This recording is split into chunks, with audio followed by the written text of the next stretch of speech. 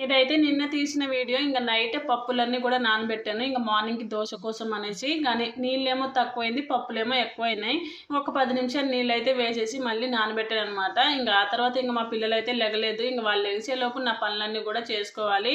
ఇంక వాతావరణం చల్లగుంది కదా! వర్షం అయితే అస్సలు తగ్గట్లేదు. అందుకే కొంచెం పిల్లల కోసం వేడి నీళ్ళైతే పెట్టాను. ఈ వాతావరణం వల్ల పిల్లలకి జలుబు, దగ్గు అనేది కామన్ అనమాట. అప్పుడప్పుడు కొంచెం వేడి నీళ్ళు ఇస్తే వాళ్ళకి కూడా మంచిది. ఇంకా నేనైతే ఇక్కడ దోస బ్యాటర్ అయితే ప్రిపేర్ చేసుకుంటాను. ఈ దోసనైతే అప్పటికప్పుడే వేసుకోవచ్చు. ఈ బ్యాటర్‌తో అయితే నైట్ అంతా మనం పప్పును నానబెట్టుకొని, ఎందుకంటే పెసర్లు కదా కొంచెం మార్నింగే అలా దోసలైతే వేసుకోవచ్చనమాట. ఇంకా పిల్లలు లెక్కన ముందే నాకెంతైతే కావాలో అంత పిండినైతే తీసుకున్నాను. అలాగే వేడి నీళ్ళు, ఇంకా పల్లి చట్నీ కూడా ప్రిపేర్ చేశాను. ఇంక పిల్లల కోసం పాలు కూడా వేడి చేసి పక్కనైతే పెట్టేశాను. ఇంక ఎలాగో పిల్లలకి స్కూల్ లేదు కదా అనేసి ఇంక వాళ్ళని కూడా లేపలేదు. ఇంక వాళ్ళని లేపి బ్రష్ చేపించి తినిపించడమే నాకు ఒక పెద్ద టాస్క్ లాగా ఉంటుంది. మరి వీడియో నచ్చితే లైక్ చేయండి. ఛానల్‌ని సబ్స్క్రైబ్ చేసుకోవడం మాత్రం మర్చిపోకండి.